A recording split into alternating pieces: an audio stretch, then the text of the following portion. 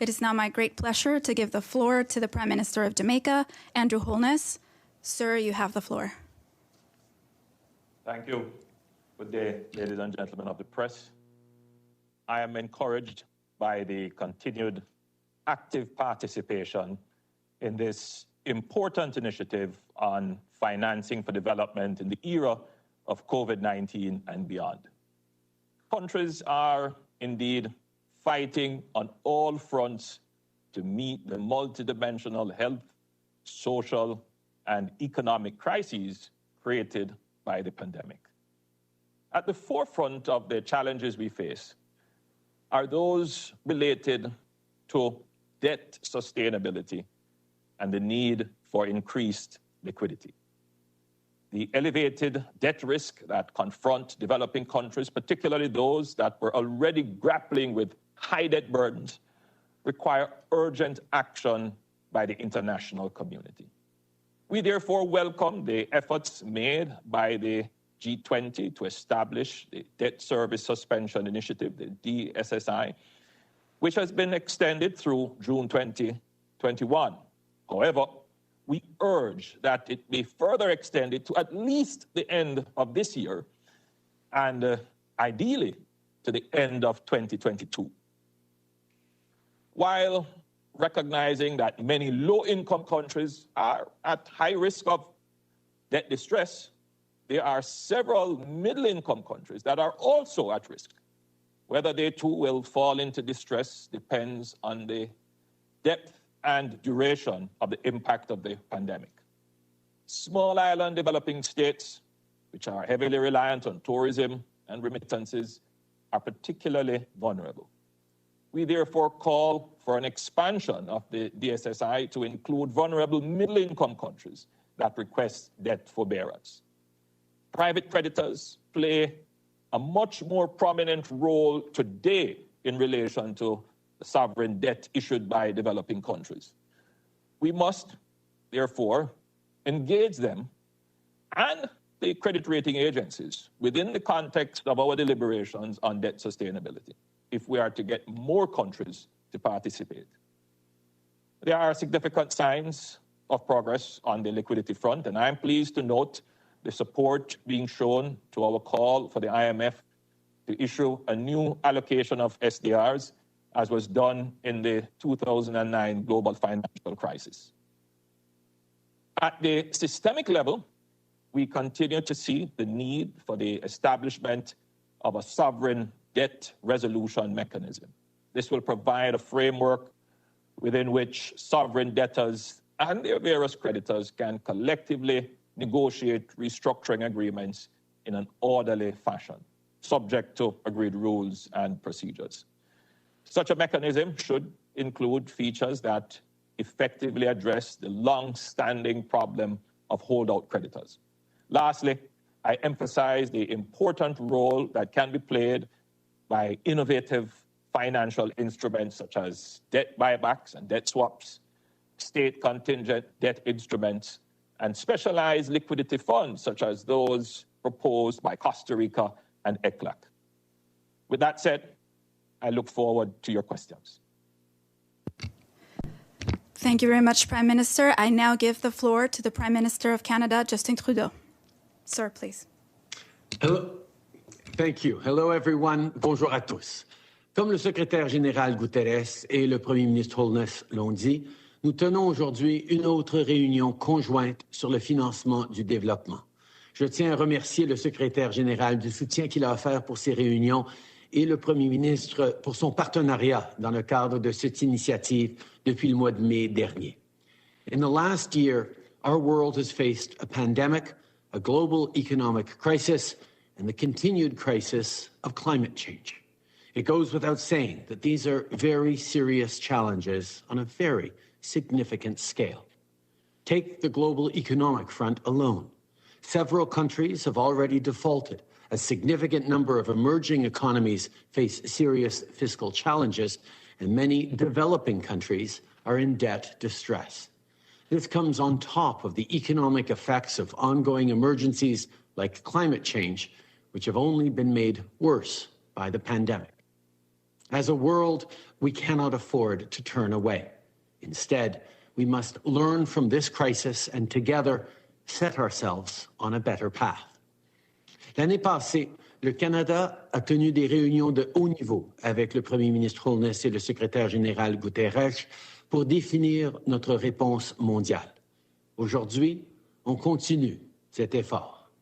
Notre réunion porte sur 4 grands thèmes: améliorer les liquidités mondiales, prolonger l'allègement de la dette et en élargir la portée, réaliser de plus vastes réformes à l'égard de l'allègement de la dette et se pencher sur l'admissibilité à l'aide internationale.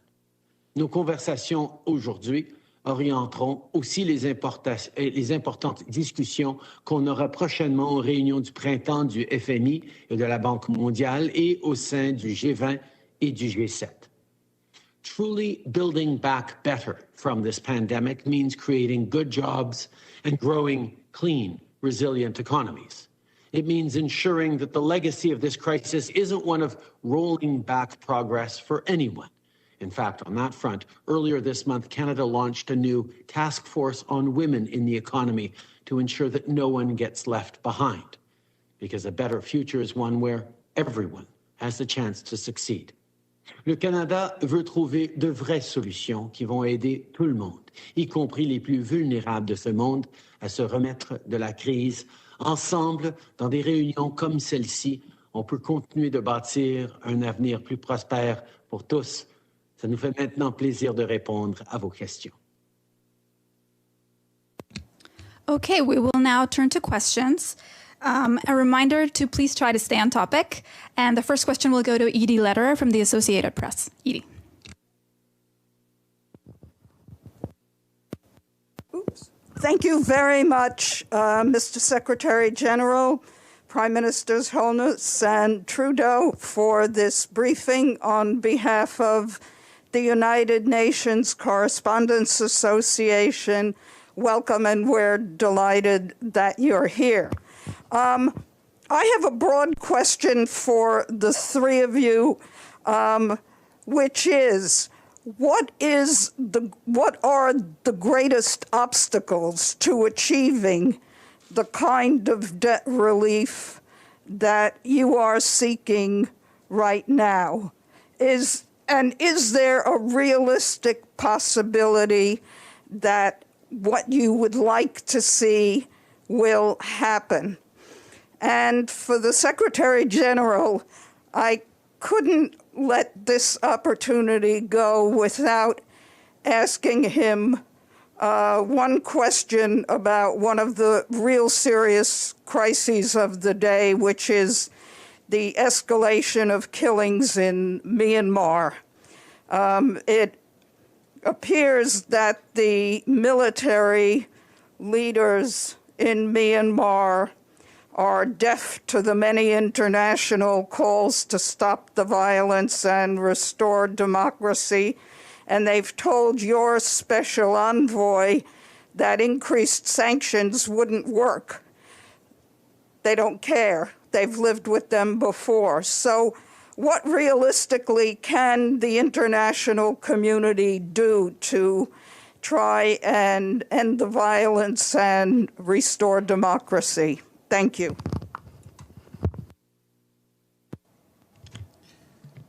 Well, thank you very much. I would start with this last point, and then we would go to the main question. I mean, what has happened in the National Day of the Armed Forces was absolutely horrendous. And I had the occasion to vigorously condemn it and to say that it is absolutely unacceptable to see violence against people at such high levels, so many people killed, and such a stubborn refusal to accept the need to liberate all political prisoners and to make the country go back to a serious democratic transition. The past system was not perfect, we know, but there's no comparison with the present situation.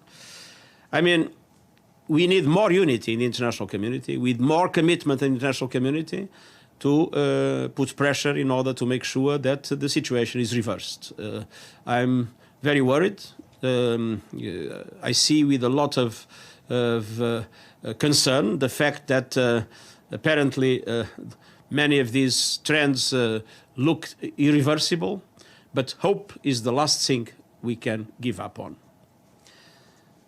If I may, starting in relation to the first questions. Well, power relations in the world are unequal.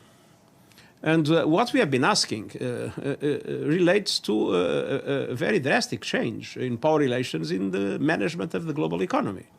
And I believe that this initiative led by the Prime Minister of Jamaica and Canada has been an initiative in the front, pushing for what needs to be done. But this group that met today is not the decision-making group. We are saying what we believe needs to be done, and the truth is that it's starting to have an impact. The SDRs were a taboo. Now the SDRs are on the table, and they will be moving forward. I mean, aspects of debt relief are still, I would say, being done too little, too late. But the problems are more and more on the table, and we feel that at the G7 and the G20 level, in the boards of the international financial institutions, the IMF, the World Bank, our ideas are starting to germinate. So I believe our role is to go on telling the world what needs to be done and hoping that progressively those that have decision-making capacity, and the presence of Canada in this group is very important, as Canada is simultaneously a member of the G7 and the G20, and the leadership of Prime Minister Trudeau has been fantastic in this regard. I believe that sooner or later things will be moving in the right direction. They are already moving in the right direction. We need to accelerate, we need to go deeper, but I have to say that more and more we feel that our role is extremely important, because we have been putting on the table all the serious problems, and I believe that those that are crucial in decision-making processes are listening and are starting to move in the right direction. Okay, I will go to Prime Minister Andrew Holness if he wants to add anything, and then to Prime Minister Trudeau. It depends on where you're looking from, your perspective as to what would be the most difficult task.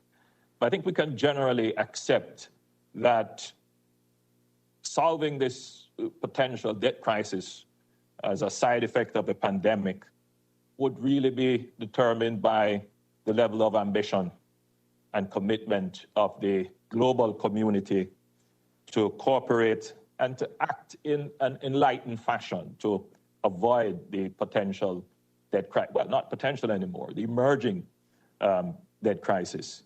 So from a developing country point of view, a middle-income country point of view, where private commercial debt is playing a much greater role in our sovereign debt obligations, a major hurdle would be to find ways of incorporating the private sector in this global initiative. Thank you. Prime Minister Trudeau? Thank you. I think it is human nature that in a time of crisis, people want to sort of hunker down and hope the storm blows over. We're not well adapted to global crises. Decades of lack of sufficient action on climate change shows how difficult it is to coordinate and work together to do meaningful, significant shifts when a crisis seems so large and in some cases so far away. So there continues to be this instinct, even around this pandemic, which is undoubtedly a global crisis, a global problem, that people are hunkered down and trying to solve it locally without really understanding that until we solve it globally, there won't be a solving of it locally, not for real. So the meetings that we've had, the leadership that Antonio and Andrew have demonstrated in this initiative, are all about setting the table and putting forward the right conversations so that we're developing the necessary tools to ensure that we get through this, not just as a health crisis, but as an economic crisis as well, all together. And as the conversations continue in the international financial institutions, in places like the G7, the G20, the G7 finance ministers just met a few weeks ago and had some strong forward movement towards this as well.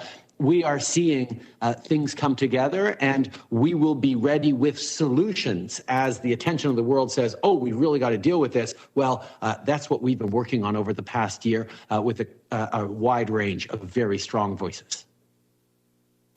Thank you. We are now going to Catherine Levesque from the Canadian La Presse Canadienne. Please.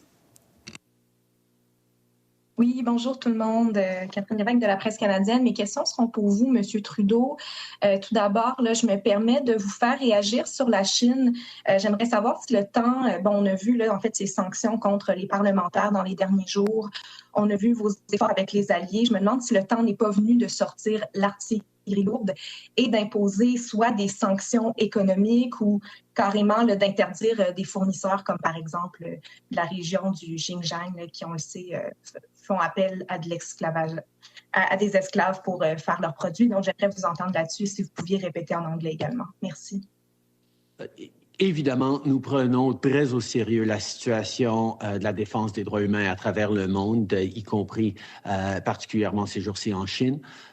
Nous avions pris action, pas seulement seuls, mais de concert avec nos alliés. Et je pense qu'on reconnaît tous que c'est ce travail multilatéral rassemblant des pays divers qui reconnaissent ensemble les défis auxquels on fait face, c'est la façon d'avancer. Donc, on a pris des mesures de sanctions, on a pris des mesures pour protéger, pour aider nos compagnies à ne pas se faire impliquer dans l'exploitation qui se passe à Xinjiang. Puis, on va continuer de travailler en parallèle et en partenariat avec des alliés de partout dans le monde. We have always been very, very strong in our defense of human rights and our highlighting our concerns for what's going on in Xinjiang.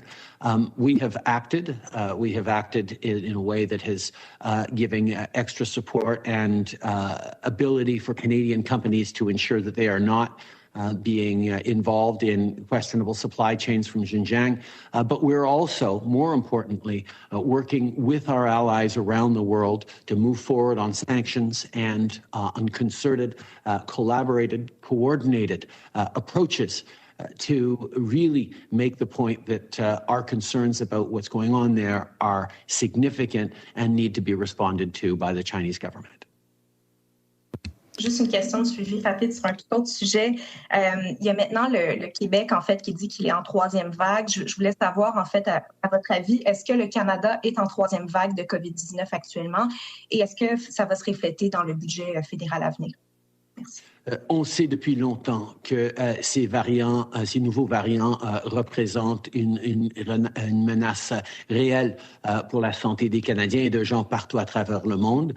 On est en train, évidemment, d'espérer que la vaccination continuera de procéder de plus en plus rapidement pour nous protéger contre une troisième vague. Mais en même temps, on doit constater que ces nouveaux variants sont un peu partout au Canada et à travers le monde. Et nous devons de réagir. Par rapport à la nomenclature ou l'identification, je vais laisser ça à nos experts en santé publique. Tout ce que je sais, c'est qu'on n'est pas sorti du bois encore. Il va falloir qu'on continue d'être vigilant et de faire attention.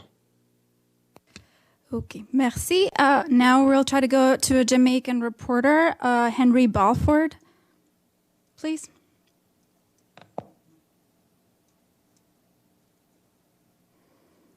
Henry Balford, are you there?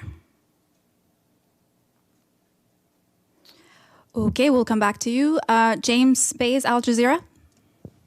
Yes, can I ask all three, given the COVID-related issues that you've talked about, what now are the chances of the world meeting the SDGs? And if I could quickly follow up to the Secretary-General on Myanmar, what's your message to the generals right now? I would suggest that now we reverse the order. I spoke first in the last question.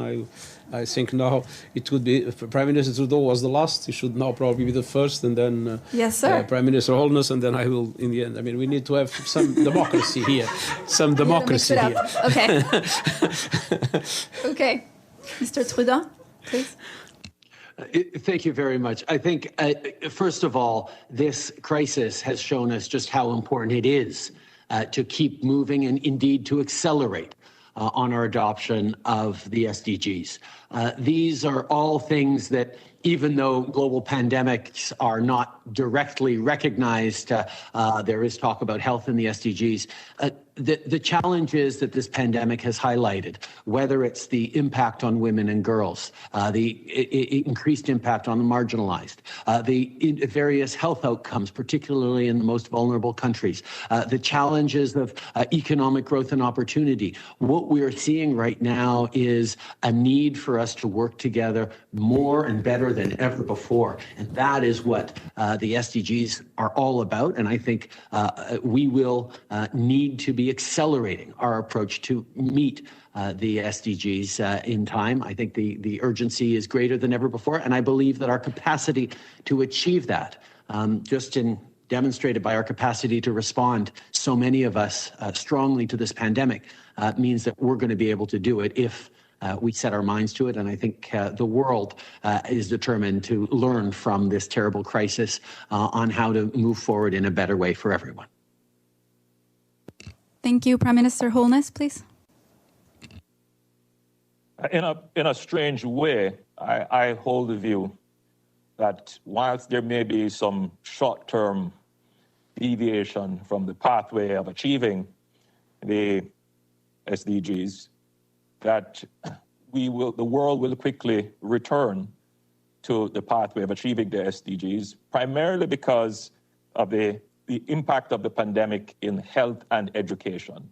And almost all developing countries will recognize that the recovery will depend on increasing their social spending on health and education, and to a significant degree as well for the development of broadband and digitization in their societies, which is why we're here discussing how can we finance this. Are we going to finance this through rising debt in how we've previously done it before in previous crises? Or are we going to take a more enlightened approach as the world in ensuring that there is even recovery, fair recovery right across the globe? So I'm optimistic based upon what I'm seeing and hearing in the international community. As the Secretary General said, this action, this initiative, our voices are being heard, and I'm expecting that we will see in the near future ambitious actions towards ensuring that the financing of the recovery and the emerging debt as a result will be managed in a far more sustainable way.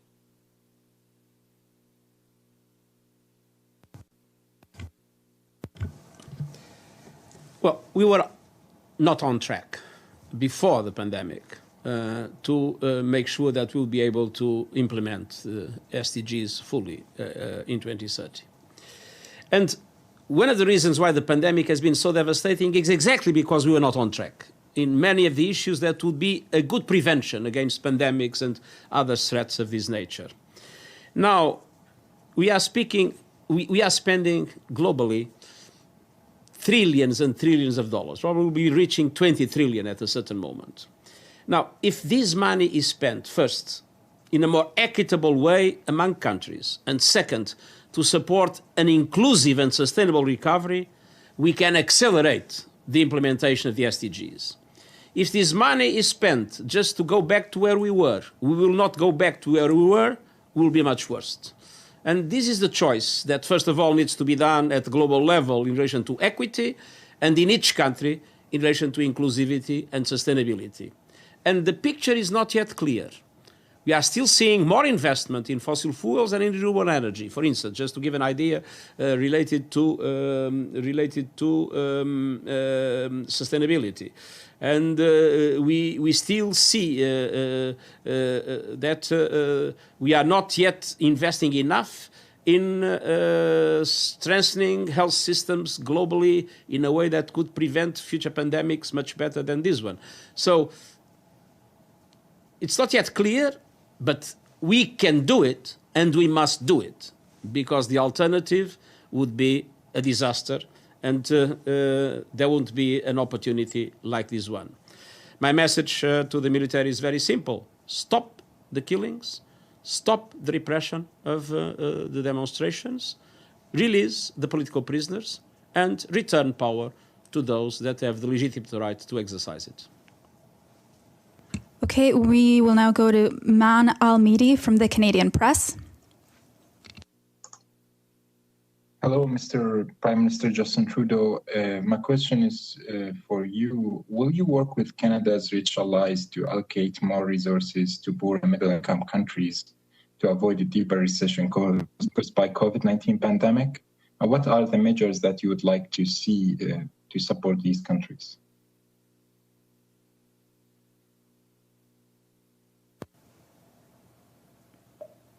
Yes, not only will we do that, that's exactly what we're here to do today.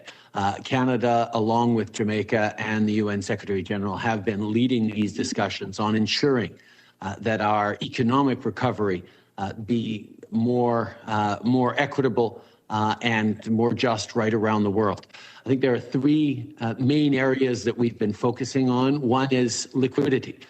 Countries need access to cash so that they can support their citizens and get through, and their small businesses, and get through this crisis. We've seen countries like Canada be able to, because we came into it with a very strong fiscal position, able to do a tremendous amount of things to support citizens so that our economy comes roaring back as quickly as possible. Not every country is able to do that, and it is part of our own domestic self-interest to see countries around the world succeed through this so that we can all get back to the global economy as best as we possibly can in a positive way. The second element is debt.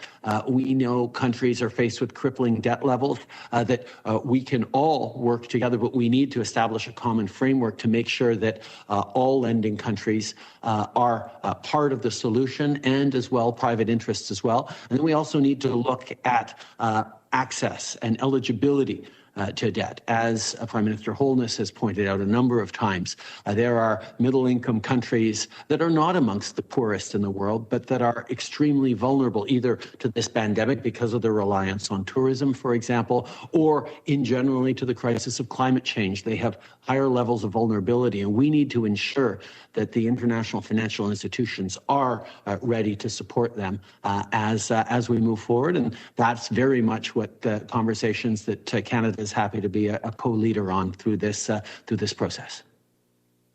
Thank you, Mr. Trudeau. Just a quick follow-up. China has just announced it's invited the UN Human Rights Council to visit Xinjiang. Does Canada want to participate in this?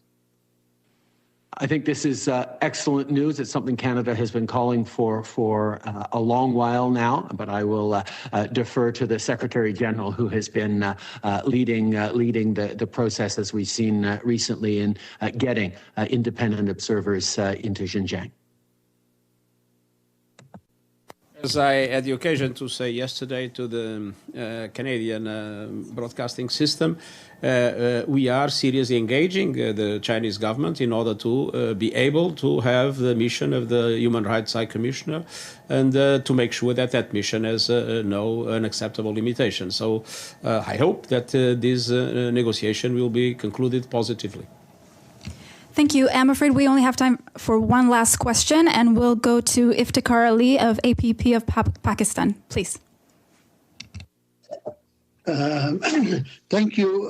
Although my question has been asked, but I will ask the Secretary General, who has used very strong words like decisive action to stave off the debt crisis. Sir, may I ask you what decisive action you are looking forward to stave off debt crisis of the developing countries? Well, what we have been discussing today are a number of very concrete things. First, in relation to the debt suspension initiative, to make sure that it is extended to 2022 and to make sure that its scope is enlarged to include those vulnerable middle-income countries. We just saw the dramatic situation of the small island development states, but there are other situations of vulnerable middle-income countries that also need to be addressed. The same kind of consideration in relation to the so-called framework for debt that is now being put in place, and the need to make it operational. Only 3 countries until now have applied. There is an important conversation that needs to engage the private sector, the credit rating agencies, all in order for them to come together and to allow for these operations to be successful. And at the same time, I think we need to recognize that beyond the debt relief that is necessary at the present moment, there must be a serious discussion on debt architecture and recognition that there are many gaps and many structural problems that need to be addressed, and that we need to bring all actors together to make sure that we move into a sustainable debt architecture in the future. Monsieur le secrétaire général, j'aimerais bien vous poser une question sur l'Afrique. Est-ce que vous pensez que l'impact du Covid aura vraiment, comment dire, ce sera dramatique pour l'économie africaine? Mais c'est évident, l'Afrique est le continent, en tant que continent, le continent le plus vulnérable. C'est en Afrique qu'on voit enfin, la combinaison terrible de l'impact du Covid avec les questions sérieuses de développement, avec les problèmes de sécurité, les conflits qui continuent et avec l'impact du changement climatique.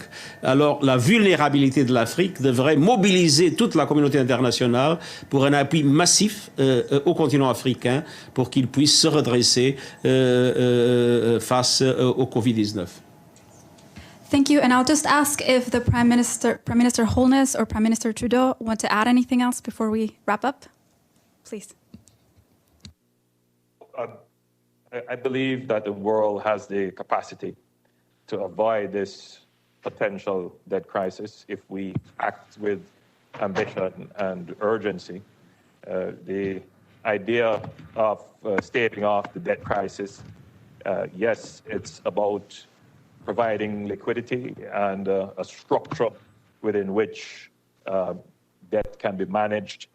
However, it also relies heavily on changing the investment flows to positively impact the economies of developing countries. And that has to be a very serious conversation and consideration.